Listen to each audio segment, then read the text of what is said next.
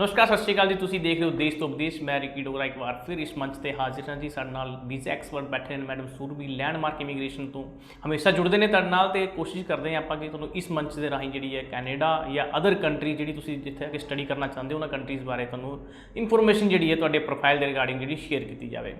सब तो पहले आपां सुरभि मैडम का स्वागत करते हैं, उस तो बाद जिहड़ा गलबात का सिलसिला शुरू करेंगे। मैम स्वागत है जी, बहुत बहुत thank you so much. Thank you.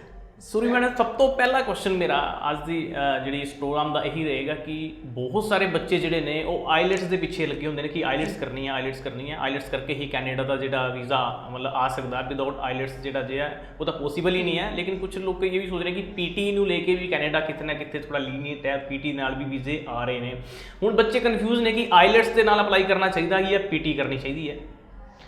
देखिए, बहुत एक ये ना एक बहुत क्रूशियल क्वेश्चन है। इसमें तो मुझे काफ़ी समय लग जाएगा इस चीज़ के बारे में डिस्कस करने में, क्योंकि पीटी करो या आइल्स।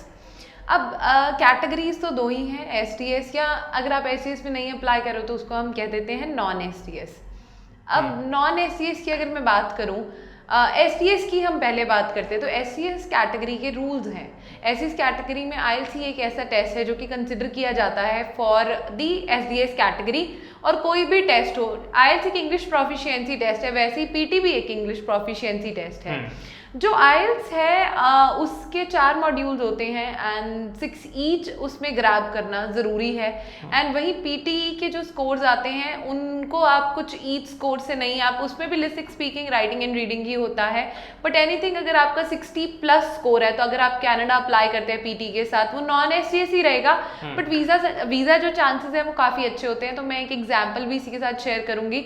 रिसेंटली हमारे एक स्टूडेंट के विद 60+ पीटीई वीज़ा आया है, 58 पीटी के साथ वीज़ा आया है, 58+ या 63, 67, 73 पीटी वाले बच्चे भी हैं हमारे पास जिनके वीज़ाज आए हैं। और ना कि सिर्फ 1 गो में वीज़ा आया है, कभी कभी ऐसे भी बच्चे थे जो रिफ्यूज़ल लेकर हमारे पास आए और वो बहुत निराश थे। अब उनको था कि हम कैसे आइल्स करेंगे, अब हमने पीटी की कोचिंग ली, पीटी ही किया और अब मैं कैसे एकदम से आइल्स पर स्विच कर दूं। तो वो आइल्स नहीं करना चाहते थे और वो पीटी पर ही अपनी जो फाइल है उनका फोकस वही था और वो फिर से एक ट्राई लेना चाहते थे।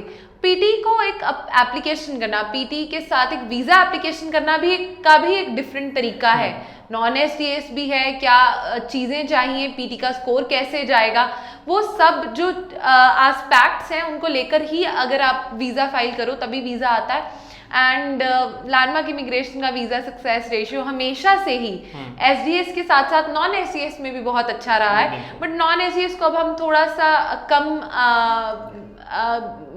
हम कम मोटिवेट करते हैं स्टूडेंट्स को कि वो कम अप्लाई करें। अगर कोशिश रहती है कि मैक्सिमम एसडीएस ही अप्लाई करें, एसडीएस हो। इनफैक्ट एक में किसी का 5.5 है तो अगर वो पोस्ट ग्रेजुएट लेवल पर अप्लाई करना चाहता है तो हम मना भी कर देते हैं कि you should not do it. But PT का एक अलग हिसाब है। पीटी का अगर स्कोर अच्छा है तो वीज़ा भी आ जाएगा। अच्छा सुरभि जी, ਤੁਹਾਨੂੰ रोक रहा मैं क्योंकि बहुत ਵਧੀਆ ਤੁਸੀਂ ਗੱਲ ਜਿਹੜੀ ਸ਼ੋਅ ਦੇ ਵਿੱਚ ਦੱਸੀ ਹੈ कि एसडीएस और नॉन एसडीएस। अच्छा कई बार ਅਸੀਂ देखते हैं कि बच्चा यही नहीं समझ पाता कि वो क्योंकि थोड़े जे अगर आप कह जी कंसलटेंट की समझदारी काम ले कोई तो अगर उन्होंने अप्लाई करना हो तो कई जो एसडीएस लेवल का बच्चा होंगे है वो भी किसी ना किसी गलतफहमी का शिकार होकर जो है थोड़े जे पैसों के चक्कर च नॉन एसडीएस अपनी फाइल जी अप्लाई करवा दिता है कंसलटेंट तो एसडीएस और नॉन एसडीएस के की फर्क है, ये थोड़ा साडे दर्शकों को जरूर समझाओ। SDS is a student direct stream. ये कनाडा गवर्नमेंट के अगर आप रूल्स की तरह लगाकर चलें कि वो इस रूल्स में आपको वीज़ा दे रहे हैं फॉर स्टडी वीज़ा कैटेगरी, तो उन्होंने अपनी कुछ बाउंड्रीज सेट कर दी। पर उन्होंने ये नहीं कहा कि इन बाउंड्रीज के अलावा अगर आप अप्लाई करते हो तो हम आपको वीज़ा नहीं देंगे, असेसमेंट बेस्ड वीज़ा है। एसडीएस का मतलब है 6 ईच इन योर आइल्स, 1 साल की फीस और 1 साल का अपना जाने का खर्चा जो कि है GIC, living expenses and medical करवाना। वही नॉन एसटीएस का जो रूल्स हैं वो एनीथिंग, अगर आपने 1 साल की फीस नहीं पे की, जीआईसी नहीं पे किया, 6 महीने की फीस पे की, आइल्स में बैंड स्कोर कम है, पीटी टोफल पर आप फाइल लगा रहे हो तो वो जनरल कैटेगरी या नॉन एसटीएस कैटेगरी में आपकी फाइल जाएगी, जिसका जो वीज़ा सक्सेस रेशियो वो एसडीएस के कंपैरिजन कंपैरेटिवली कम है।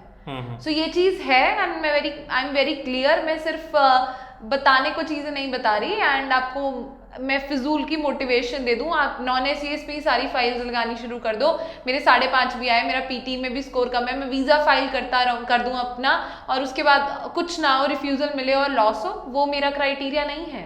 मुझे है कि एसडीएस में try to do it SDS, in case नहीं हो पाता तो हाँ आप पीटी के साथ अपनी ज़रूर फाइल लॉन्च कर सकते हैं। वीज़ा सक्सेस रेशियो अच्छा चल रहा है अभी। जी बिल्कुल, अगर किसी ਨੂੰ ਵੀ ਕੋਈ ਕਨਫਿਊਜ਼ਨ ਹੈ ਐਸਡੀਐਸ ਨੋਨ ਐਸਡੀਐਸ ਦੇ ਰਿਗਾਰਡਿੰਗ ਤਾਂ ਲੈਂਡਮਾਰਕ ਇਮੀਗ੍ਰੇਸ਼ਨ ਦੇ ਜਿਹੜੇ ਨੰਬਰ ਹੈ ਟੀਵੀ ਸਕਰੀਨ ਤੇ ਫਲੈਸ਼ ਹੋ ਰਹੇ ਨੇ, ਤੁਸੀਂ ਜਿਹੜਾ ਜਿਹਾ ਇਹਨਾਂ ਨਾਲ ਗੱਲਬਾਤ ਕਰਕੇ ਜਿਹੜੀ ਆਪਣੀ ਪ੍ਰੋਫਾਈਲ ਡਿਸਕਸ ਕਰ ਸਕਦੇ ਹੋ। ਬਾਕੀ ਤੁਹਾਨੂੰ ਦੱਸ ਦਈਏ ਕਿ ਲੈਂਡਮਾਰਕ ਇਮੀਗ੍ਰੇਸ਼ਨ ਜਿਹੜੇ ਆਫਿਸ ਨੇ ਉਹ ਅਲੱਗ-ਅਲੱਗ ਸ਼ਹਿਰਾਂ ਦੇ ਵਿੱਚ ਹੈਗੇ ਨੇ, ਜਿਵੇਂ ਕਿ ਮੋਗਾ, ਬਠਿੰਡਾ, ਲੁਧਿਆਣਾ, ਅੰਮ੍ਰਿਤਸਰ, ਜਲੰਧਰ। ਤੁਸੀਂ ਕਿਤੇ ਵੀ ਜਿਹੜਾ ਜਿਹਾ ਵਿਜ਼ਿਟ ਕਰ ਸਕਦੇ ਹੋ। ਇਸ ਸ਼ੋਅ ਦੇ ਵੀ ਤੁਹਾਨੂੰ ਪਤਾ ਕਿ ਆਪਾਂ ਕਾਲ ਜਿਹੜੀ ਹੈ ਉਹ ਲੈਂਦੇ ਹਾਂ। ਸਾਡੇ ਕੋਲ ਇੱਕ ਕਾਲ ਆ ਰਹੀ ਹੈ, ਆਪਾਂ ਨਾਲ ਗੱਲਬਾਤ ਕਰਦੇ ਹਾਂ। ਹੈਲੋ ਹਾਂਜੀ, ਕਿੱਥੋਂ ਗੱਲ ਕਰ ਰਹੇ ਹੋ ਜੀ? ਹਾਂਜੀ ਮੈਂ ਨਾਭੇ ਤੋਂ ਗੱਲ ਕਰ ਰਿਹਾ ਜੀ। ਹਾਂਜੀ, ਕੀ ਨਾਮ ਹੈ ਜੀ ਤੁਹਾਡਾ? ਮੇਰਾ ਨਾਮ ਰੋਹਿਤ ਹੈ ਜੀ। ਹਾਂਜੀ, ਕੀ ਪੁੱਛਣਾ ਚਾਹੁੰਦੇ ਹੋ? ਮੈਂ ਯੂਕੇ ਦੇ ਸਟੱਡੀ ਵੀਜ਼ਾ ਬਾਰੇ ਪੁੱਛਣਾ ਸੀਗਾ ਜੀ। ਕਿਹੜੀ ਕੰਟਰੀ ਦਾ? ਯੂਕੇ ਦਾ। ਯੂਕੇ ਸਟੱਡੀ ਵੀਜ਼ਾ, ਠੀਕ ਹੈ ਜੀ। ਤੁਸੀਂ ਐਜੂਕੇਸ਼ਨ ਕੁਆਲੀਫਿਕੇਸ਼ਨ ਦੱਸੋਗੇ ਆਪਣੀ? ਮੇਰੀ ਬੀਏ ਕੀਤੀ ਹੋਈ ਹੈ ਜੀ। BA 2020 ਦੇ ਵਿੱਚ। 2020 ਦੇ ਵਿੱਚ ਤੁਸੀਂ BA ਪਾਸ ਆਊਟ ਹੋ। ਕਿੰਨੇ ਪਰਸੈਂਟੇਜ ਹੈ ਜੀ? ਹਾਂਜੀ ਕਿੰਨਾ ਪਰਸੈਂਟੇਜ ਹੈ? ਮੇਰੇ ਉਹਦੇ ਵਿੱਚ 65% ਨੇ ਜੀ। 65%।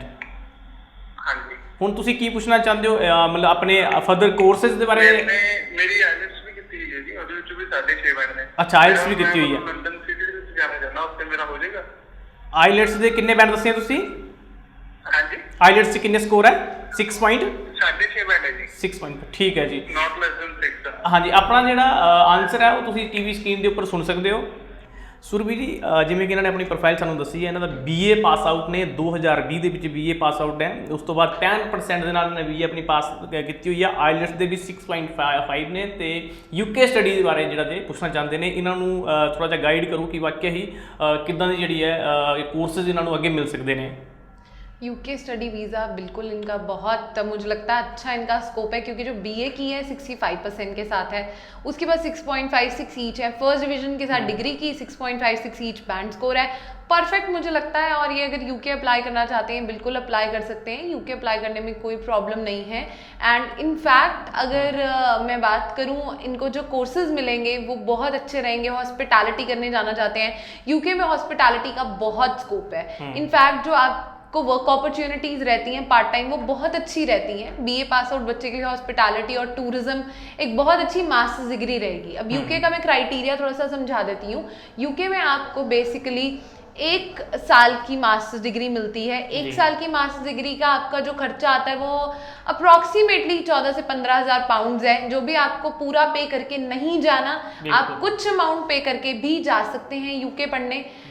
उसी के साथ साथ अगर मैं बात करूं तो आपको कैस्ट लेटर के लिए इंटरव्यू भी देना पड़ सकता है। आपको कैस्ट लेटर के लिए फंड शो करने होते हैं। फंड्स आपके 28 दिन पुराने चाहिए, 25 से 30 लाख मिनिमम फंड्स आपको शो करने पड़ेंगे। वो आपके फैमिली मेंबर्स के होने ज़रूरी हैं, ब्लड रिलेटिव के होने ज़रूरी हैं। यूके फंड्स के लिए बहुत स्पेसिफिक एंड फंड वेरिफिकेशन बहुत स्ट्रॉन्ग होती है, तो आप उस पर ज़रूर ध्यान रखें, जेन्युइन फंड्स हों। आपका इंटरव्यू भी आ सकता है, इंटरव्यू के लिए प्रिपेयर्ड रहें और आपको पता होना चाहिए आप कहाँ अप्लाई कर रहे हो, किस कोर्स के लिए अप्लाई कर रहे हो। और इनकी प्रोफाइल जैसे कि परफेक्ट है, आईएल्स भी किया हुआ है, तो यूके में इनका काफी अच्छा स्कोप रहेगा। एंड एक और चीज, हेलो अगली कॉल आप ले रहे हैं। हेलो हाँ जी, कित्थों बोल रहे हो जी? सर मैं मोगा तो गल कर रही हूं। हाँ जी, की नाम है ਤੁਹਾਡਾ? सर अमनदीप कौर। हाँ जी, की पूछना चाहते हो अमन जी? सर मैं पीटी की हुई है। पीटी की हुई है, ठीक। कितना स्कोर है जी पीटी नाल? हाँ जी, कितना स्कोर है? सर पीटी स्कोर है 66 ਤੇ +2 ਪਾਸ ਆਊਟ ਤੁਸੀਂ ਕਿਹੜੀ ਈਅਰ ਦੇ ਹੋ? सर पास आउट है 2019। 2019 ਦੇ ਤੁਸੀਂ ਪਾਸ ਆਊਟ ਹੋ +2 ਚ ਕਿੰਨੇ ਮਾਰਕਸ ਸੀਗੇ? सर +2 चाहिए मेरे 65%। 65%। ਉਸ ਤੋਂ ਬਾਅਦ ਕੁਝ ਕਰਤਾ ਹੈ? +2 ਤੋਂ ਬਾਅਦ ਸਟੱਡੀ ਕੀਤੀ ਹੈ? उसके बाद कुछ नहीं किया। ਅੱਛਾ, ਮਤਲਬ ਗੈਪ ਹੈ 2019 ਤੋਂ ਬਾਅਦ। हाँ जी सर, हाँ जी, हाँ जी। ਇਸ ਇਨ ਬਿਟਵੀਨ ਤੁਸੀਂ ਪੀਟੀ ਕੀਤੀ ਹੈ? हाँ जी सर। ਜੀ ਕੀ ਪੁੱਛਣਾ ਚਾਹੁੰਦੇ ਹੋ? सर मैं मतलब वीजा वास्ते अप्लाई करवाना थी, तो सर मैं सोच रही थी किस फील्ड च मतलब ਕਿਹੜੀ ਜਗ੍ਹਾ ਮੈਨੂੰ ਕਿਹੜੀ ਪ੍ਰੋਵਿੰਸ ਚ ਮੈਨੂੰ ਮਿਲ ਸਕਦਾ ਹੈ। ਕੈਨੇਡਾ ਦੇ ਬਾਰੇ ਨਾ, ਕੈਨੇਡਾ ਦੇ ਬਾਰੇ ਪੁੱਛ ਰਹੇ ਹੋ ਤੁਸੀਂ? ਜੀ ਸਰ ਜੀ ਜੀ ਆਪਣਾ ਜਿਹੜਾ ਆਨਸਰ ਹੈ ਤੁਸੀਂ ਟੀਵੀ ਸਕਰੀਨ ਤੇ ਸੁਣ ਸਕਦੇ ਹੋ। ਸੁਰਭੀ ਜੀ ਇਹਨਾਂ ਦਾ ਜਿਹੜਾ ਕੁਐਸਚਨ ਸੀਗਾ, ਇਹਨਾਂ ਨੇ ਦੱਸਿਆ ਕਿ ਇਹ ਮੋਗਾ ਤੋਂ ਬਿਲੋਂਗ ਕਰਦੇ ਨੇ, ਅਮਨਦੀਪ ਇਹਨਾਂ ਦਾ ਨਾਮ ਹੈਗਾ ਤੇ PTE ਦੇ ਇਹਨਾਂ ਦੇ 66 ਸਕੋਰ ਹੈਗੇ ਨੇ। 2019 ਦੇ ਵਿੱਚ ਇਹਨਾਂ ਦੀ +2 ਪਾਸ ਆਊਟ ਨੇ, 65% ਨੰਬਰ ਨੇ। ਤੇ ਇਹਨਾਂ ਨੇ ਹਾਲਾਂਕਿ ਸਟਰੀਮ ਸਾਨੂੰ ਨਹੀਂ ਦੱਸੀ ਹੈ, ਕੋਸ਼ਿਸ਼ ਕਰਿਆ ਕਰੋ ਕਿ +2 ਤੁਸੀਂ ਆਰਟਸ ਚੋਂ ਕੀਤੀ ਹੈ, ਮੈਡੀਕਲ ਚੋਂ ਕੀਤੀ, ਉਹ ਵੀ ਦੱਸ ਦਿਆ ਕਰੋ। ਲੇਕਿਨ ਇਸ PT ਦੇ ਉੱਪਰ ਆਪਾਂ ਗੱਲ ਕਰ ਰਹੇ ਸੀਗੇ ਤੇ PT ਦੇ ਹਿਸਾਬ ਨਾਲ ਜੇ ਅਗਰ ਕੈਨੇਡਾ ਅਪਲਾਈ ਕਰਨ ਤਾਂ ਇਹਨਾਂ ਕਿਹੜੀ ਪ੍ਰੋਵਿੰਸ ਦੇ ਵਿੱਚ ਔਰ ਕਿਹੜੀ ਸਟਰੀਮ ਦੇ ਵਿੱਚ ਜਾ ਸਕਦੇ ਨੇ? PT ਕੀਤੀ ਇਹਨਾਂ ਨੇ, ਬਹੁਤ ਵਧੀਆ ਸਕੋਪ ਹੈ। PT ਨਾਲ ਬੱਚਿਆਂ ਦੇ ਵੀਜ਼ਾਸ ਆਏ ਵੀ ਨੇ। PT ਇਹਨਾਂ ਦਾ 65 है, 66 है। सो PT 66 के साथ काफ़ी अच्छा स्कोप रहेगा, कोई दिक्कत नहीं आएगी, बहुत अच्छा स्कोर है। अगर आप अप्लाई भी करना चाहते हो तो कोई प्रॉब्लम नहीं है। एंड PT नॉन SCS रहेगा, आपको ये चीज़ हमेशा क्लियर रखनी है। बहुत बच्चों को ये कन्फ्यूजन होती है, उनके एजेंट्स उनको झूठ बोलते हैं कि हमने आपका PT पर तो वीज़ा लगाया है बट हमने उसे SCS कैटेगरी में लॉन्च किया है। एक चीज़ आपको हमेशा ध्यान रखनी है, SCS कैटेगरी तो ऑलरेडी स्टेटेड है, उसमें कोई आपको चॉइस नहीं आएगी कि आप SCS में करे हो या नॉन SCS में। आप जब ये चूज करेंगे ना कि आपने कौन सा टेस्ट दिया और अगर आप वहाँ पे PT चूज कर लेंगे तो आपका क्वेश्चनएयर के जो आपकी अटैचमेंट्स हैं वही चेंज हो जाएंगी, आपका वो बाय डिफॉल्ट नॉन SCS में कन्वर्ट हो जाएगा। सो SCS और नॉन SCS आपके हाथ में नहीं है। अगर आपने PT, TOEFL, IELTS में कम बैंड स्कोर है, अगर आप अपनी फाइल लॉन्च कर रहे हो तो वो एनी हाउ आपका नॉन SCS ही जाने वाला है। जी बिल्कुल, क्योंकि PT ਜਿਹੜੀ ਹੈ ਉਹ ਕਿਤੇ ਨਾ ਕਿਤੇ ਕੈਨੇਡਾ ਐਕਸੈਪਟ ਕਰ ਰਿਹਾ ਹੁਣ ਤੇ ਤੁਹਾਨੂੰ ਘਬਰਾਉਣ ਦੀ ਲੋੜ ਨਹੀਂ ਹੈ। PT ਨਾਲ ਵੀ ਤੁਸੀਂ ਜਿਹੜਾ ਜਿਹਾ ਕੈਨੇਡਾ ਅਪਲਾਈ ਕਰ ਸਕਦੇ, ਜ਼ਰੂਰੀ ਨਹੀਂ ਹੈ ਕਿ IELTS ਕੀਤਾ ਹੋਣਾ ਚਾਹੀਦਾ। PT ਦੇ ਨਾਲ ਵੀ ਬਹੁਤ ਸਾਰੀ ਆਪਸ਼ਨ ਜਿਹੜੀਆਂ ਹੈਗੀਆਂ ਕੈਨੇਡਾ ਦੇ ਵਿੱਚ ਅਵੇਲੇਬਲ ਨੇ, ਖਾਸ ਕਰਕੇ ਲੈਂਡਮਾਰਕ ਇਮੀਗ੍ਰੇਸ਼ਨ ਤੁਹਾਨੂੰ ਇਹ ਜਿਹੀ ਇਨਫੋਰਮੇਸ਼ਨ ਸ਼ੇਅਰ ਕਰ ਰਿਹਾ ਜਿੱਥੇ ਕਿ ਤੁਸੀਂ PT ਨਾਲ ਵੀ ਅਪਲਾਈ ਕਰ ਸਕਦੇ ਹੋ। ਔਰ ਬਹੁਤ ਸਾਰੇ ਇਹੋ ਜਿਹੇ ਬੱਚੇ ਵੀ ਹੈ, ਤੁਸੀਂ ਦੇਖਦੇ ਹੋਣੇ ਸ਼ੋਅ ਦੇ ਐਂਡ ਵਿੱਚ ਅਸੀਂ ਕੁਝ ਇੱਕ ਬੱਚੇ ਦਾ ਐਕਸਪੀਰੀਅੰਸ ਵੀ ਸ਼ੇਅਰ ਕਰਦੇ ਹਾਂ ਔਰ ਇਸ ਸ਼ੋਅ ਦੇ ਵਿੱਚ ਵੀ ਕੋਸ਼ਿਸ਼ ਕਰਾਂਗੇ ਕਿ PT ਵਾਲੇ ਜਿਹੜੇ ਬੱਚੇ ਦਾ ਵੀਜ਼ਾ ਆਏ ਨੇ ਲੇਟੈਸਟ ਉਹਨਾਂ ਨਾਲ ਵੀ ਤੁਹਾਨੂੰ ਮਿਲਵਾਈਏ, ਕਿਉਂਕਿ ਸਾਡੀ ਕੋਸ਼ਿਸ਼ ਰਹਿੰਦੀ ਹੈ ਕਿ ਜਿਨ੍ਹਾਂ ਬੱਚੇ ਦੇ ਵੀਜ਼ਾ ਆਏ ਹੁੰਦੇ ਨੇ ਉਹਨਾਂ ਨਾਲ ਤੁਹਾਨੂੰ ਜਿਹੜਾ ਹੈ ਮਿਲਵਾਇਆ ਜਾਏ, ਤੁਹਾਨੂੰ ਦਿਖਾਇਆ ਜਾਏ ਕਿ ਲੈਂਡਮਾਰਕ ਦੀ ਟੀਮ ਹੈ ਉਹ ਕਿੱਦਾਂ ਮਿਹਨਤ ਕਰਦੀ ਹੈ, ਇੱਕ ਵੀਜ਼ਾ ਦੇ ਲਈ ਕਿੰਨੀ ਮਿਹਨਤ ਹੁੰਦੀ ਹੈ ਤੇ ਉਹਨਾਂ ਦੇ ਜਿਹਨਾਂ ਦੇ ਵੀਜ਼ਾ ਆਉਂਦੇ ਨੇ ਉਹਨਾਂ ਨੂੰ ਕਿੱਦਾਂ ਦੀ ਜਿਹੜੀ ਹੈ ਸੈਟੀਸਫੈਕਸ਼ਨ ਲੈਂਡਮਾਰਕ ਵੱਲੋਂ ਦਿੱਤੀ ਜਾਂਦੀ ਹੈ, ਕਿੱਦਾਂ ਦੀ ਸਰਵਿਸਿਜ਼ ਜਿਹੜੀਆਂ ਨੇ ਇਹਨਾਂ ਨੂੰ ਦਿੱਤੀਆਂ ਜਾਂਦੀਆਂ ਨੇ। ਸੁਰਭੀ ਜੀ ਸਭ ਤੋਂ ਪਹਿਲੇ ਗੱਲ ਆਪਾਂ ਕਰ ਰਹੇ ਸੀ PT ਦੀ। PT ਵੀ ਅਸੈਪਟੇਬਲ ਹੈ, ਲੇਕਿਨ ਕੁਝ ਸੁਣਨ 'ਚ ਆਉਂਦਾ ਕਿ ਕੁਝ ਇੱਕ ਕਾਲਜ ਜਿਹੜੇ ਆ, ਯੂਨੀਵਰਸਿਟੀਆਂ ਜਿਹੜੀਆਂ ਹੈਗੀਆਂ ਨੇ ਉਹ PT ਨੂੰ ਮਤਲਬ ਇੰਨਾ ਜ਼ਿਆਦਾ ਇੰਪੋਰਟੈਂਸ ਨਹੀਂ ਦਿੰਦੀਆਂ IELTS ਦੇ ਮੁਕਾਬਲੇ। ਇਹੋ ਜਿਹੀ ਸੱਚਾਈ ਕੈਨੇਡਾ ਦੇ ਵਿੱਚ? ऐसा एक्चुअल में कुछ नहीं है, ज़्यादातर कॉलेजेस एंड यूनिवर्सिटीज सारे टेस्ट कंसीडर कर लेती हैं। बट हाँ, कुछ कॉलेजेस ऐसे हैं उन्हें पता है कि ऐसी इस कैटेगरी में या उनका अपना एक क्राइटेरिया है, वो मेंटेन करना चाहते हैं अपना जो रेगुलेशंस हैं या अपना वीज़ा सक्सेस रेशियो रेगुलेट करना चाहते हैं, तो उसमें बहुत चीज़ें होती हैं। एंड कुछ कॉलेजेस येस हैं जो सिर्फ 6 ईच IELTS के साथ ही आपको एक्सेप्ट करते हैं और IELTS होना ही ज़रूरी है। उसके बहुत रीजंस रहे हो सकते हैं, उनका अपना क्राइटेरिया है, उनकी अपनी रिक्वायरमेंट्स हैं। They also have this thing कि नहीं हम IELTS वाले बच्चे को ही चूज़ करेंगे। बट कुछ कॉलेजेस ही हैं ऐसे, ज़्यादातर कॉलेजेस सारे ही टेस्ट एक्सेप्ट कर लेते हैं, वेदर PTE, IELTS, TOEFL। अब तो डुओलिंगो भी एक ऐसा टेस्ट है जो कि काफ़ी कॉलेजेस एक्सेप्ट कर रहे हैं, बट एम्बेसी नहीं करती। तो एम्बेसी यही चीज़ याद रखना, अगर आपको कोई कहता है कि डुओलिंगो के बेस पे अप्लाई कर दो, तो एम्बेसी ने क्लियर किया हुआ है they don't accept Duolingo for visa filing. अच्छा, इस दे नाल ही सुरभि जी छोटा जिहा मैं नाल लाइन अटैच करना चाहूँगा। कई बार जिहड़ा जिन्हां ने PT कीती हुंदी है वो बच्चे कन्फ्यूजन च हुंदे हैं, क्योंकि किते ना किते बच्चे दे दिमाग 'च ना स्कॉलरशिप की गल हुंदी है ते गवर्नमेंट कॉलेज वालों जदों स्कॉलरशिप मिलती है तो उन्हां दा मनना है कि जे IELTS नाल तुसीं अप्लाई करोगे चाहोगे तां ही स्कॉलरशिप मिलेगी, अदरवाइज नहीं मिलेगी। इहदे पिछे भी कोई असल च कहानी हैगी है? नहीं, ऐसा कुछ भी नहीं है। कुछ कॉलेजेस की अपनी रिक्वायरमेंट्स है स्कॉलरशिप देने की, बट उसमें कहीं ऐसा नहीं लिखा हुआ कि अगर आपने PT किया तो आपको स्कॉलरशिप नहीं मिलेगी।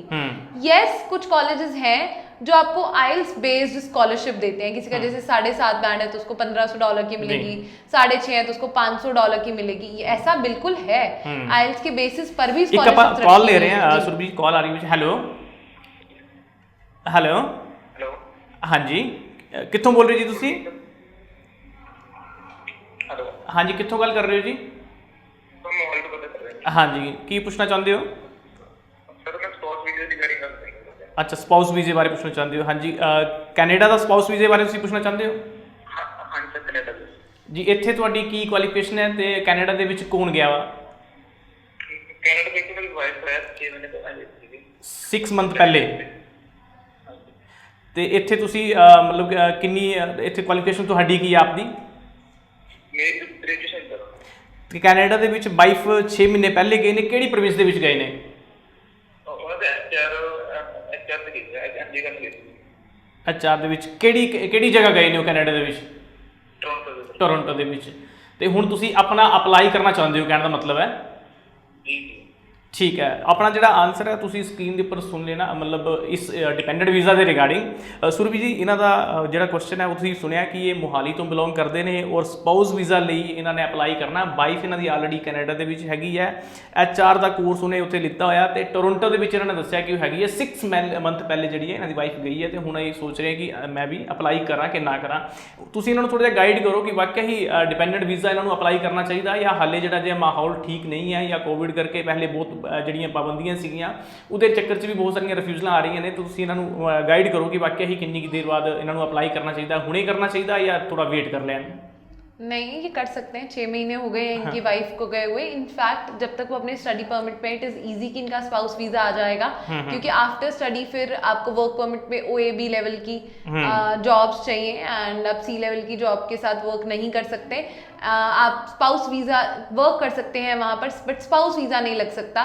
सो डिपेंडेंट कैटेगरी है, बिल्कुल बहुत अच्छा टाइम चल रहा है आजकल। टूरिस्ट एंड डिपेंडेंट पे काफ़ी वीज़ाज देखने को मिल रहे हैं। जैसे ही डॉक्यूमेंट रिक्वेस्ट आई, डॉक्यूमेंट्स अपलोड किए, नाल दी नाल वीज़ा। सो काफ़ी अच्छा टाइम चल रहा है फॉर स्पाउस, इन्हें अप्लाई कर देना चाहिए। बिल्कुल, क्योंकि ਤੁਸੀਂ ਵੀ ਅਗਰ ਜਿਹੜਾ ਹੈ ਅਪਲਾਈ ਕਰਨਾ ਚਾਹੁੰਦੇ ਹੋ ਸਪਾਊਸ ਕੈਟਾਗਰੀ ਦੇ ਵਿੱਚ, ਤੁਹਾਡੇ ਵੀ ਅਗਰ ਕੋਈ ਫੈਮਿਲੀ ਮੈਂਬਰ ਕੈਨੇਡਾ ਦੇ ਵਿੱਚ ਗਿਆ ਹੋਇਆ ਤੇ ਤੁਸੀਂ ਅਪਲਾਈ ਕਰਕੇ ਜਿਹੜਾ ਜਿਹਾ ਆਪਣਾ ਵੀਜ਼ਾ ਜਿਹੜਾ ਲੈ ਸਕਦੇ ਹੋ, ਕਿਉਂਕਿ ਇਹ ਜਿਹੜਾ ਟਾਈਮ ਹੈ ਹੁਣ ਅਪਲਾਈ ਕਰਨ ਦਾ ਸਹੀ ਟਾਈਮ ਹੈ। ਕੈਨੇਡਾ ਨੇ ਬਹੁਤ ਸਾਰੀਆਂ ਜਿਹੜੀਆਂ ਬੰਦਿਸ਼ਾਂ ਸੀਗੀਆਂ ਉਹ ਹਟਾ ਦਿੱਤੀਆਂ ਨੇ, ਔਰ ਉਹਦੇ ਵਿੱਚ ਵੀ ਬਹੁਤ ਸਾਰੀਆਂ ਚੇਂਜਸ ਵੀ ਹੈਗੀਆਂ ਨੇ। ਐਮਬੈਸੀ ਦੇ ਵਿੱਚ ਹੁਣ ਫਾਈਲਾਂ ਜਿਹੜੀਆਂ ਲੱਗ ਰਹੀਆਂ ਨੇ, ਬਾਕੀ ਉਹਨਾਂ ਦੇ ਵੀਜ਼ਾ ਵੀ ਧੜਾਧੜ ਕਰਕੇ ਆ ਰਹੇ ਨੇ, ਡਿਲੇ ਵੀ ਨਹੀਂ ਹੈ।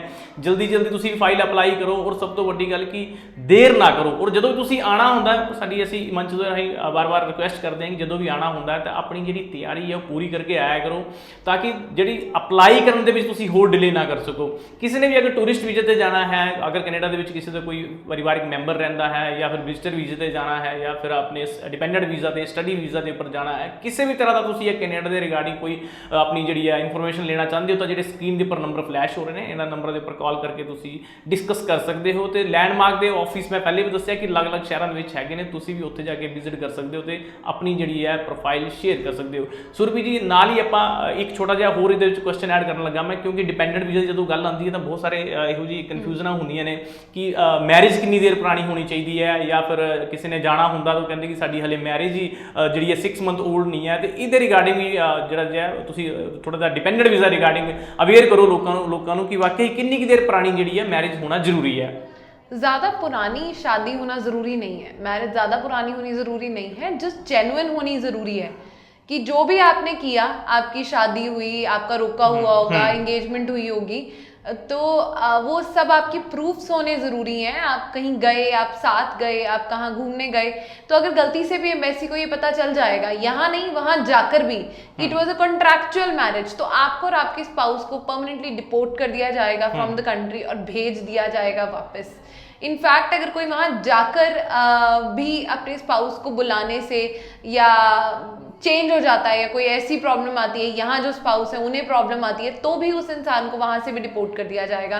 तो जब भी आप एक वीज़ा लगा रहे हैं, आप मैरिड हैं, आपको बहुत सोच समझ कर हर चीज़ करनी है। कॉन्ट्रैक्चुअल जो भी चीज़ें होती हैं उसमें कहीं ना कहीं दिक्कत होती है। हाँ, आपका जो भी है, आपका मोटिव है, आपने शादी की, बट वो जेन्युइन होनी ज़रूरी है अगर आप अप्लाई करते हैं कनाडा वीज़ा के लिए और उसके बाद स्पाउसल वीज़ा के लिए।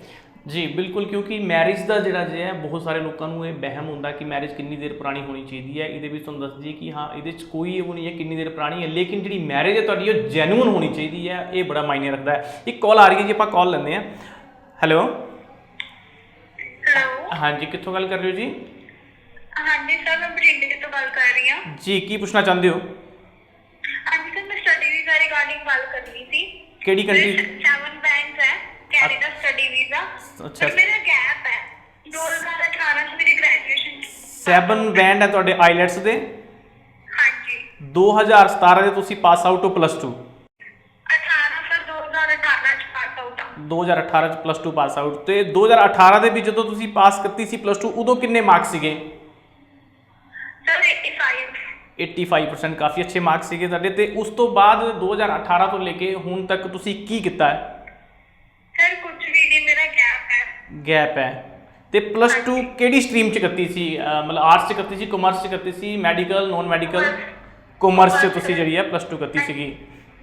ਠੀਕ ਹੈ ਜੀ, ਤੁਸੀਂ ਆਪਣਾ ਜਿਹੜਾ ਆਨਸਰ ਹੈ ਉਹ ਸਕਰੀਨ ਦੇ ਉੱਪਰ ਸੁਣ ਸਕਦੇ ਹੋ। ਸਾਡੇ ਜਿਹੜੇ ਐਕਸਪਰਟ ਨੇ ਸੁਰਭੀ ਮੈਡਮ ਤੁਹਾਨੂੰ ਤੁਹਾਡੇ ਸਵਾਲਾਂ ਦਾ ਜਵਾਬ ਦੇ ਰਹੇ ਨੇ। ਸੁਰਭੀ ਮੈਡਮ ਕੀ ਕਹਿਣਾ ਚਾਹੋਗੇ? ਬਠਿੰਡੇ ਤੋਂ ਕੁੜੀ ਬਿਲੋਂਗ ਕਰਦੀ ਹੈ, ਆਈਲੈਟਸ ਦੇ ਸਕੋਰ ਵੀ ਬਹੁਤ ਅੱਛੇ ਨੇ, 7 ਬੈਂਡ ਨੇ, ਲੇਕਿਨ ਨਾਲ ਹੀ ਦੱਸਿਆ ਕਿ 2018 ਦਾ ਜਿਹੜੇ ਪਾਸ ਆਊਟ ਹੈਗੇ ਨੇ ਪਲੱਸ 2, ਇਹਨਾਂ ਨੇ ਕਾਮਰਸ ਦੇ ਵਿੱਚ ਪਲੱਸ 2 ਕੀਤੀ ਹੈ 85% ਨੰਬਰਾਂ ਦੇ ਨਾਲ ਜਿਹੜੀ ਜੀ ਹੈ ਉਹ ਪਲੱਸ 2 ਇਹਨਾਂ ਨੇ ਪਾਸ ਕੀਤੀ ਹੋਈ ਹੈ।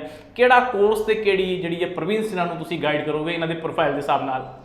जैसे इनका इतना ज़्यादा गैप है तो मेरा जो सजेशन रहेगा, देखो गैप हो गया, अब बैंड्स भी आ गए, आप कुछ नहीं कर सकते, एसओपी जस्टिफिकेशन होगी, बट मेरा इनको सबसे एक बड़ी एडवाइस रहेगी कि बैचलर्स डिग्री अप्लाई करें। 85% के साथ अगर मैं बात करूं यूनिवर्सिटीज़ की तो वो $3,000 से $5,000 की स्कॉलरशिप्स भी दे रही हैं। यूनिवर्सिटी ऑफ रजाइना $3,000 की स्कॉलरशिप या 8 मंथ की आप अकोमोडेशन चूज कर सकते हैं अगर आपके 85% नंबर हैं। सो अगर आप डिग्री अप्लाई करते हैं तो यूनिवर्सिटी होने की वजह से वीज़ा चांसेस ज़्यादा हैं, वीज़ा बैचलर्स डिग्री होने की वजह से वीज़ा चांसेस ज़्यादा हैं, और यूनिवर्सिटीज़ को गैप की भी कोई प्रॉब्लम नहीं होती। सो इट इज़ बेटर कि हम यूनिवर्सिटी अप्लाई करें अगर आपका इतना गैप है, क्योंकि गैप हो गया उसका कुछ कर नहीं सकते, बट एटलीस्ट हम वैसे अप्लाई कर सकते हैं जिसमें आपके वीज़ा चांसेस ज़्यादा हों। ਜੀ ਬਿਲਕੁਲ। ਹੁਣ ਜਿਹੜਾ ਸਮਾਂ ਹੈ ਉਹ ਸਮਾਂ ਹੋ ਚੁੱਕਿਆ ਹੈ ਉਹਨਾਂ ਬੱਚੇ ਨਾਲ ਮਿਲਵਾਉਣ ਦਾ, ਉਹਨਾਂ ਦੇ ਪਰਿਵਾਰ ਦੇ ਨਾਲ ਤੁਹਾਡੀ ਗੱਲਬਾਤ ਕਰਵਾਉਣ ਦਾ। ਤੁਸੀਂ ਵੀ ਦੇਖ ਸਕਦੇ ਹੋ ਕਿ ਲੈਂਡਮਾਰਕ ਜਿਹੜੀ ਟੀਮ ਹੈ ਉਹ ਕਿੰਨਾ ਹਾਰਡ ਵਰਕ ਕਰਕੇ ਜਿਹੜਾ ਹੈ ਵੀਜ਼ਾ ਇਹਨਾਂ ਦੇ ਲੈ ਕੇ ਦਿੰਦੇ ਨੇ। ਐਮਬੈਸੀ ਤੋਂ ਵੀਜ਼ਾ ਜਿਹੜਾ ਸਟੈਂਪ ਹੋ ਕੇ ਆਉਂਦਾ ਹੈ ਕੈਨੇਡਾ ਜਾਂ ਕਿਸੇ ਵੀ ਕੰਟਰੀ ਦਾ, ਉਹ ਜਦੋਂ ਇੱਕ ਵੀਜ਼ਾ ਆਉਂਦਾ ਨਾ ਉਹਦੇ ਪਿੱਛੇ ਬਹੁਤ ਸਾਰੇ ਬੱਚਿਆਂ ਦੀ, ਬਹੁਤ ਸਾਰੇ ਇੰਪਲੋਈ ਦੀ ਮਿਹਨਤ ਲੱਗੀ ਹੁੰਦੀ ਹੈ। ਐਕਸਪਰਟਾਈਜ਼ ਜਿਹੜੇ ਹੁੰਦੇ ਨੇ, ਐਕਸਪਰਟ ਜਿਹੜੇ ਲੈਂਡਮਾਰਕ ਦੇ ਇੱਥੇ ਇੰਪਲੋਈ ਨੇ, ਉਹ ਤੁਹਾਡੇ ਵੀਜ਼ਾ ਦੇ ਪਿੱਛੇ ਕੜੀ ਮਿਹਨਤ ਕਰਦੇ ਨੇ, ਕਿਉਂਕਿ ਇੱਕ ਇੱਕ ਚੀਜ਼ ਦਾ ਆਨਸਰ ਦੇਣਾ, ਇੱਕ ਇੱਕ ਚੀਜ਼ ਨੂੰ ਰੈਡੀ ਕਰਨਾ, ਪ੍ਰੋਫਾਈਲ ਦੇਖ ਕੇ ਜਿਹੜਾ ਜਿਹਾ ਕੋਰਸ ਚੂਜ਼ ਕਰਵਾਉਣਾ, ਔਰ ਉਸ ਤੋਂ ਬਾਅਦ ਕਿਹੜੀ ਉੱਥੇ ਤੁਸੀਂ ਪ੍ਰੋਵਿੰਸ ਦੇ ਵਿੱਚ ਜਾਣਾ ਹੈ, ਹਰ ਚੀਜ਼ਾਂ ਨੂੰ ਧਿਆਨ ਦੇ ਰੱਖਦੇ ਹੋਏ ਫਾਈਲ ਜਿਹੜੀ ਹੈ ਐਮਬੈਸੀ ਦੇ ਵਿੱਚ ਸਬਮਿਟ ਕੀਤੀ ਜਾਂਦੀ ਹੈ। ਉਸ ਤੋਂ ਬਾਅਦ ਹੀ ਜਿਹੜਾ ਜਿਹਾ ਵੀਜ਼ਾ ਪ੍ਰੋਸੈਸ ਸਟਾਰਟ ਹੁੰਦਾ ਹੈ। ਇਸੇ ਕਰਕੇ ਜਦੋਂ ਵੀ ਤੁਸੀਂ ਅਪਲਾਈ ਕਰਨਾ ਹੁੰਦਾ ਹੈ ਤੁਸੀਂ ਪਹਿਲੇ ਆਪਣੀ ਚੁਆਇਸ ਨੂੰ ਸਾਈਡ ਜਿਹੜਾ ਰੱਖੇ ਹੈ ਉਹ ਕੰਸਲਟੈਂਟ ਦੀ ਚੁਆਇਸ ਦੇ ਉੱਪਰ ਧਿਆਨ ਦਿਆ ਕਰੋ, ਤਾਂ ਕਿ ਤੁਹਾਨੂੰ ਕੋਈ ਪ੍ਰੋਪਰ ਇਨਫੋਰਮੇਸ਼ਨ ਜਿਹੜੀ ਹੈ ਦਿੱਤੀ ਜਾ ਸਕੇ ਔਰ ਤੁਸੀਂ ਵੀ ਆਪਣਾ ਵੀਜ਼ਾ ਜਿਹੜਾ ਜਿਹਾ ਹਾਸਿਲ ਕਰ ਸਕੋ। ਆਓ ਆਪਾਂ ਹੁਣ ਗੱਲਬਾਤ ਕਰਦੇ ਹਾਂ ਉਹਨਾਂ ਸਟੂਡੈਂਟਸ ਦੇ ਨਾਲ ਜਿਨ੍ਹਾਂ ਦੇ ਲੇਟੈਸਟ ਜਿਹੜਾ ਜਿਹਾ ਉਹ ਵੀਜ਼ਾ ਆਏ ਨੇ। ਇੱਕ ਹੋਰ ਡਿਪੈਂਡੈਂਟ ਵੀਜ਼ਾ ਜਿਨ੍ਹਾਂ ਦਾ ਲੱਗ ਕੇ ਸਟੈਂਪ ਹੋ ਕੇ ਆ ਚੁੱਕਾ ਕੈਨੇਡਾ ਦਾ ਜੀ, ਇਹਨਾਂ ਦਾ ਨਾਮ ਹੈਗਾ ਮਨਦੀਪ ਕੌਰ। ਤੇ ਇਹਨਾਂ ਨਾਲ ਆਪਾਂ ਗੱਲਬਾਤ ਕਰਾਂਗੇ ਕਿੱਥੋਂ ਬਿਲੋਂਗ ਕਰਦੇ ਨੇ। ਇਹਨਾਂ ਦੇ ਹਸਬੈਂਡ ਜਿਹੜੇ ਨੇ ਉਹ ਕੈਨੇਡਾ ਦੇ ਵਿੱਚ ਗਏ ਨੇ, ਉਸ ਤੋਂ ਬਾਅਦ ਇਹਨਾਂ ਦਾ ਜਿਹੜਾ ਡਿਪੈਂਡੈਂਟ ਵੀਜ਼ਾ ਉਹਨਾਂ ਨੂੰ ਉੱਥੋਂ ਅਪਲਾਈ ਕਰਵਾਇਆ ਸੀਗਾ ਤੇ ਲੈਂਡਮਾਰਕ ਇਮੀਗ੍ਰੇਸ਼ਨ ਦੇ ਵੱਲੋਂ ਅਪਲਾਈ ਕੀਤਾ ਗਿਆ ਸੀਗਾ। ਸਟੈਂਪ ਹੋ ਕੇ ਪਾਸਪੋਰਟ ਆ ਚੁੱਕਿਆ ਜੀ ਮੇਰੇ ਹੱਥ ਦੇ ਵਿੱਚ। ਪਾਸਪੋਰਟ ਇਹਨਾਂ ਦਾ, ਪਾਸਪੋਰਟ ਵੀ ਹੈਂਡਓਵਰ ਕਰਾਂਗੇ, ਇਹਨਾਂ ਤੋਂ ਪੁੱਛਾਂਗੇ ਮਨਦੀਪ ਜੀ ਕਿੱਦਾਂ ਦਾ ਐਕਸਪੀਰੀਅੰਸ ਰਹੀ ਲੈਂਡਮਾਰਕ ਬਾਰੇ? ਸਰ ਐਕਸਪੀਰੀਅੰਸ ਤਾਂ ਬਹੁਤ ਵਧੀਆ ਰਿਹਾ। ਕਦੋਂ ਤੁਸੀਂ ਅਪਲਾਈ ਕੀਤਾ ਸੀਗਾ? ਸਰ 2020 ਚ ਕੀਤਾ ਹੈ। 2020 ਚ ਅਪਲਾਈ ਕੀਤਾ ਹੋਇਆ ਸੀਗਾ, ਮਤਲਬ ਟਾਈਮ ਲੱਗਿਆ ਕਾਫੀ। ਹਾਂਜੀ ਸਰ, ਕਰੋਨਾ ਦੇ ਕਰਕੇ ਸਰ ਹੋ ਗਿਆ ਸੀ, ਡਿਲੇ ਹੋ ਗਿਆ। ਹਾਂਜੀ। ਤੇ ਹੁਣ ਤੁਸੀਂ ਕਦੋਂ ਕੈਨੇਡਾ ਜਾ ਰਹੇ ਹੋ? ਸਰ 1 ਜੂਨ ਦੀ ਮੈਂ ਟਿਕਟ ਕਰਵਾ ਲਈ ਹੋਈ ਆ। ਦੇਖੋ ਕਿੰਨੀ ਮਤਲਬ ਖੁਸ਼ੀ ਹੁੰਦੀ ਹੈ। ਤੁਸੀਂ ਦੇਖੋ 1 ਜੂਨ ਦੀ ਇਹਨਾਂ ਨੇ ਆਲਰੇਡੀ ਟਿਕਟ ਵੀ ਜਿਹੜੀ ਹੈ ਬੁੱਕ ਕਰਾਤੀ ਹੋਈ ਹੈ ਤੇ ਬਹੁਤ ਬਹੁਤ ਮੁਬਾਰਕਾਂ ਤੁਹਾਨੂੰ। ਕਿੰਨੀ ਦੇਰ ਪਹਿਲੇ ਤੁਹਾਡੇ ਹਸਬੈਂਡ ਉੱਥੇ ਕੈਨੇਡਾ ਗਏ ਹੋਏ ਨੇ? ਸਰ ਉਹਨਾਂ ਨੂੰ ਤਾਂ 3 ਇਅਰ ਹੋ ਚੁੱਕੇ ਨੇ। 3 ਸਾਲ ਕੰਪਲੀਟ ਹੋ ਚੁੱਕੇ ਨੇ ਤੇ ਉਸ ਤੋਂ ਬਾਅਦ ਮਤਲਬ ਤੁਸੀਂ ਹੁਣ ਜਾ ਰਹੇ ਹੋ? ਹਾਂਜੀ ਸਰ, ਹਾਂਜੀ। ਤੇ ਬਹੁਤ ਬਹੁਤ ਮੁਬਾਰਕਾਂ ਜੀ ਸਾਨੂੰ। ਤੁਹਾਡਾ ਜਿਹੜਾ ਮਲਟੀਪਲ ਵੀਜ਼ਾ ਜਿਹੜਾ ਜਿਹਾ ਉਹ ਡਿਪੈਂਡੈਂਟ ਵੀਜ਼ਾ ਸਟੈਂਪ ਹੋ ਕੇ ਜਿਹੜਾ ਜਿਹਾ ਆ ਚੁੱਕਿਆ ਜੀ। ਇੱਕ ਹੋਰ ਡਿਪੈਂਡੈਂਟ ਵੀਜ਼ਾ ਜਿਨ੍ਹਾਂ ਦਾ ਪਾਸਪੋਰਟ ਮੇਰੇ ਹੱਥ 'ਚ ਹੈਗਾ, ਗੁਲਿੰਦਰ ਸਿੰਘ ਇਹਨਾਂ ਦਾ ਨਾਮ ਹੈ। ਇਹਨਾਂ ਤੋਂ ਆਪਾਂ ਪੁੱਛਾਂਗੇ ਕਿੱਥੋਂ ਬਿਲੋਂਗ ਕਰਦੇ ਨੇ। ਤੇ ਇਹਨਾਂ ਦੀ ਵਾਈਫ ਜਿਹੜੇ ਨੇ ਉਹ ਕੈਨੇਡਾ ਦੇ ਵਿੱਚ ਆਲਰੇਡੀ ਸਟੂਡੈਂਟ ਵੀਜ਼ਾ ਤੇ ਸੀਗੇ ਤੇ ਹੁਣ ਇਹਨਾਂ ਦਾ ਜਿਹੜਾ ਡਿਪੈਂਡੈਂਟ ਵੀਜ਼ਾ ਇਹਨਾਂ ਨੇ ਅਪਲਾਈ ਕੀਤਾ ਸੀਗਾ, ਸਟੈਂਪ ਹੋ ਕੇ ਜਿਹੜਾ ਜਿਹਾ ਪਾਸਪੋਰਟ ਮੇਰੇ ਹੱਥ 'ਚ ਹੈ, ਤੁਸੀਂ ਵੀ ਦੇਖ ਸਕਦੇ ਹੋ। ਗੁਲਿੰਦਰ ਜੀ ਕੀ ਕਹਿਣਾ ਚਾਹੋਗੇ ਲੈਂਡਮਾਰਕ ਬਾਰੇ? ਸਰ ਸਰਵਿਸ ਬਹੁਤ ਚੰਗੀ ਰਹੀ ਜੀ ਮੇਰੇ ਨਾਲ। ਡਰ ਤਾਂ ਨਹੀਂ ਲੱਗਿਆ ਸੀ ਕਿਤੇ? ਨਹੀਂ ਸਰ, ਕੋਈ ਡਰ ਨਹੀਂ ਜੀ। ਮੈਂ ਪਹਿਲੀ ਵਾਰ ਆਇਆ ਸੀਗਾ ਹਾਂ ਤੇ ਮੈਨੂੰ ਚੰਗਾ ਲੱਗਿਆ ਤੇ ਮੈਂ ਨਾਲ ਦੀ ਨਾਲ ਹੀ ਮਤਲਬ ਅਪਲਾਈ ਕਰਤਾ। ਹਾਂਜੀ। ਕਿੰਨੀ ਦੇਰ ਪਹਿਲੇ ਤੁਹਾਡੀ ਵਾਈਫ ਕੈਨੇਡਾ ਦੇ ਵਿੱਚ ਗਈ ਹੋਈ ਨੇ ਸਟੂਡੈਂਟ ਵੀਜ਼ਾ ਸਰ ਉਹ ਤੇ? ਮਤਲਬ ਗਏ ਸੀ ਅਪ੍ਰੈਲ ਚ ਗਏ ਸੀਗੇ 2021 ਚ, ਯਾਨੀ ਕਿ ਮਤਲਬ ਇੱਕ ਸਮੈਸਟਰ ਆਨਲਾਈਨ ਇੱਥੇ ਲੱਗ ਗਿਆ ਸੀ। ਤੇ ਹੁਣ 1 ਸਾਲ ਹੋ ਗਿਆ ਮਤਲਬ ਉਹਨਾਂ ਨੂੰ ਗਏ ਹੋਏ ਨੂੰ? ਸਰ ਮਤਲਬ ਤਕਰੀਬਨ 3 ਸਮੈਸਟਰ ਉਹ ਚੌਥਾ ਚੱਲ ਰਿਹਾ। ਠੀਕ ਹੈ, ਬਹੁਤ ਮੁਬਾਰਕਾਂ ਜੀ ਤੁਹਾਨੂੰ। Thank you sir. ਇਹ ਛੋਟਾ ਜਿਹਾ ਇੱਕ ਗਿਫਟ ਲੈਂਡਮਾਰਕ ਦੀ ਟੀਮ ਵੱਲੋਂ ਤੁਹਾਨੂੰ। ਥੈਂਕ ਯੂ ਸਰ, ਬਹੁਤ ਬਹੁਤ ਜ਼ਿਆਦਾ।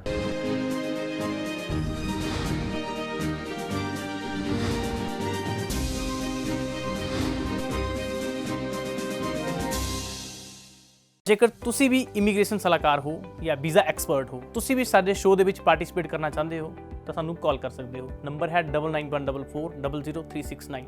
ਨੰਬਰ ਇੱਕ ਵਾਰ ਫਿਰ ਤੋਂ ਨੋਟ ਕਰ ਲਓ, 9914400369।